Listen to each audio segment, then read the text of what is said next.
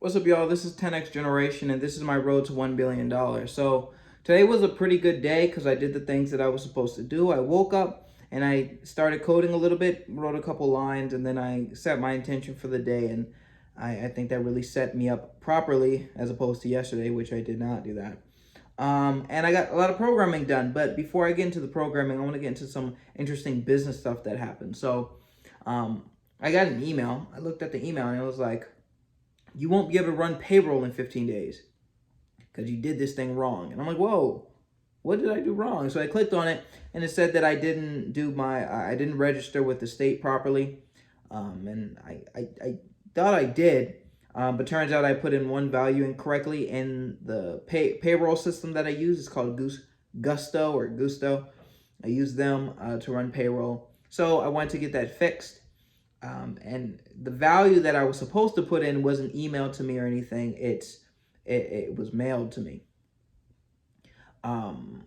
mailed to my business address. But because my business isn't registered as my home address, I never got it. It went to this other address. So when you're registering a business, you have to put an address for it, and and that address is public. So I don't really want people to know where I live per se, or make it that easy to find out where I live.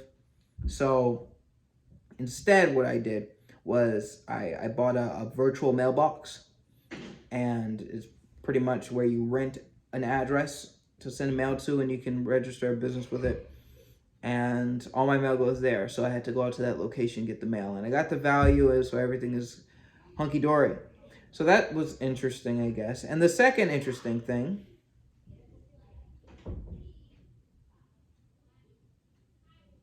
I got a weird email. I don't know if I made a weird face. Anyway, who cares? The second interesting thing that happened was, what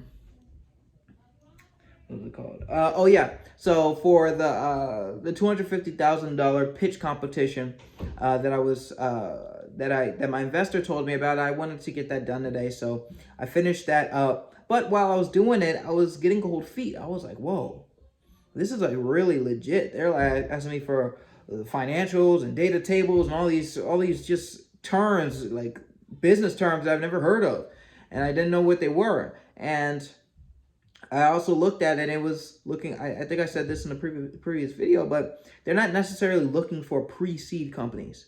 I'm a pre-seed company. I haven't had that much traction.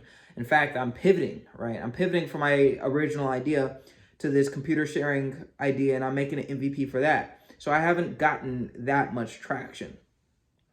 I've made money off the apps, but I'm not getting traction. It's not on that exponential curve that I want.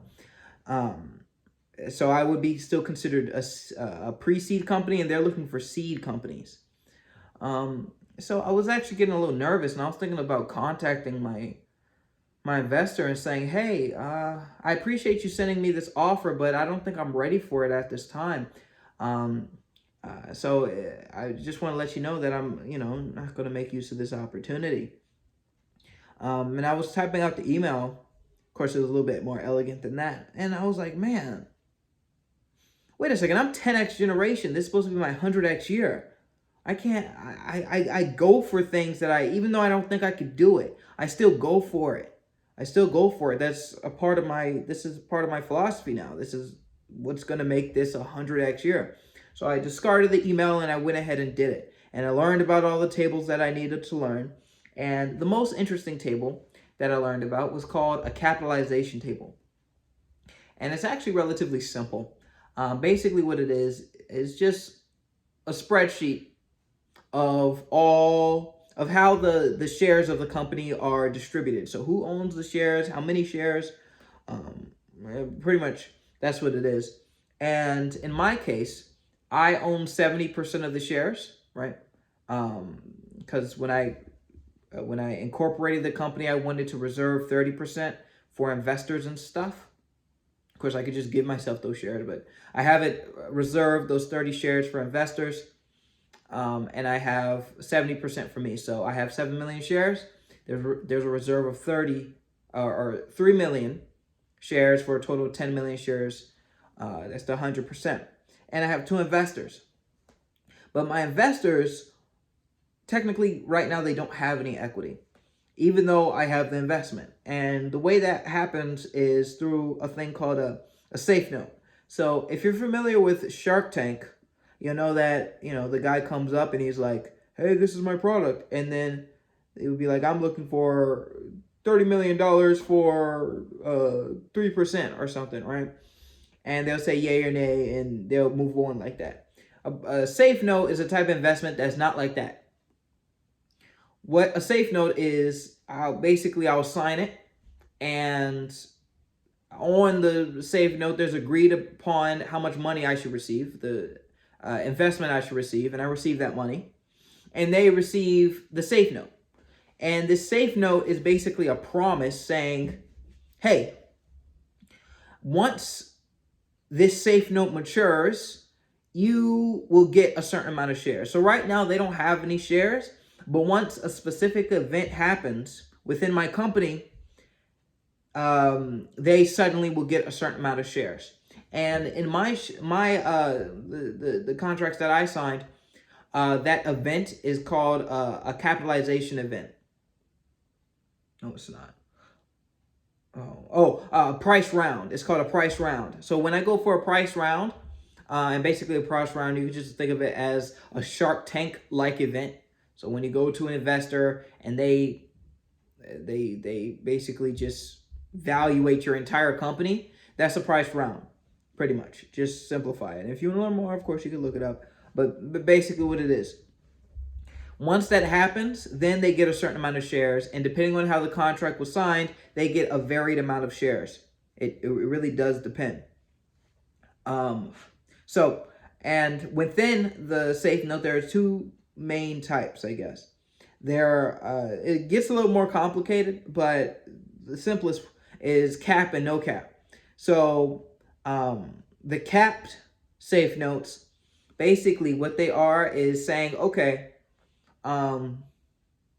once you go for this price round, we're only going to acknowledge prices under this cap. So let's say I have a safe note and they say, let's set the cap for $10, right? And I go for a price round, and then they raise it for they say it's worth $20, right? The safe note will only translate based off of those $10. And this makes it you got to be a little careful about this, because depending on how much money they give you originally and how much money that cap is, that's how much equity they get. So this is where it gets weird. If they give you, let's you just use actual numbers this time. Let's say they give you $1 million, right?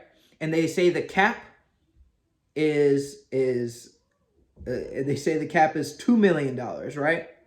If you raise in the next round, if you go for a price round and somehow you only raise $1 million, that guy is taking your entire company, because they gave you $1 million, and the amount of equity they get will be based off of that $1 million, right? But if you were to raise $2 million, they get 50% of your company. And since the cap is at $2 million, or 200% of their investment, they will always guaranteed get at least 50%. They will always get 50%. Now, this becomes iffy, because as you exceed that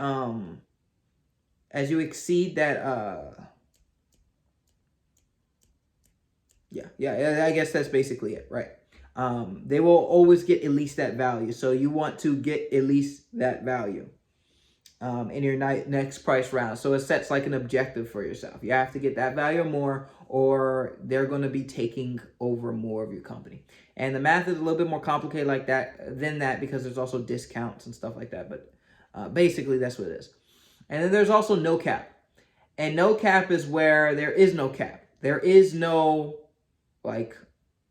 minimum amount of equity they can get, if that makes sense. So if they give you $10 and you raise $100, they own 10%. If they give you $10 and you run $1,000, they own 1%, and it just keeps going. That's very simplified, and there's a lot more nuance to it, but that's a very basic idea of what it is. So, yeah. So, no cap is a little bit more preferred, because if someone gives you a certain amount of money and then later on you raise a whole bunch of money, they will own a very small percentage of your company. Whereas a capped one, you want to, the way I'm thinking about it at least, you want to get that value. You want to raise that the cap so that they receive kind of the minimum amount of equity in your company. But I'm trying to think of what happens if you exceed that value. If you exceed that value, they still take a bunch of your company. They still take or the agreed upon amount, even though the entire company is worth a lot more. So I'm guessing you don't want to raise too much more over the cap. So you don't want to raise more than the cap, if that makes sense. This video is a little, I don't know, it feels kind of rambly, but business isn't really my expertise. I'm a developer, so please excuse me explaining these concepts. But yeah, that's how I understand it. So I'm glad I'm talking about this, because this really really solidifies the fact that I have to be careful about the amount, or when and the amount of how much I raise, and when I raise, because I can really mess myself up. Like for either one, if I raise too little money in the beginning, it will completely wipe me out. Like if someone gives me a say for $10, and then in my next round I raise, for a price round, I only raise $20, or my valuation of the company is $20, then they just like that own 50% of my company. But anyway, so I had to go over all this to do the capitalization table, and I submitted it, and that was cool. And yeah, my mouth is getting dry. I'm talking a lot. Anyway, for the programming, I talked about in the last video. Excuse me. I talked about in the last video that I didn't have to use. I didn't have to hack a Discord to build in a database into it. Like what I'm doing is I have a private channel that I read and write from with the bot, and I turn that into a pseudo database. I don't have to do that. I could just discard all that and have a MySQL database running on my computer and just interface with that. And the query is going to be a lot faster. Everything's going to be a lot faster. So that's what I implemented, or in the process of implementing today, and that's going smoothly and well, and I'm having fun with it. But like I said in the previous video, we're kind of in the end game. It's not going to be too much longer now until this thing is out. Yeah, or maybe it's going to be a long while. I don't know. I'm making steady progress every single day. But yeah, we're doing it. So yeah, I don't know if this video was super good or not. My energy feels a little weird. I don't know. I think I'm just thirsty. But anyway, thank you all so much for watching. If you enjoyed it, if you found this interesting, if you learned something new, please like, comment, subscribe, maybe even share with a friend. And I make these videos every single day. So I'll see you guys tomorrow. Thank you so much for watching.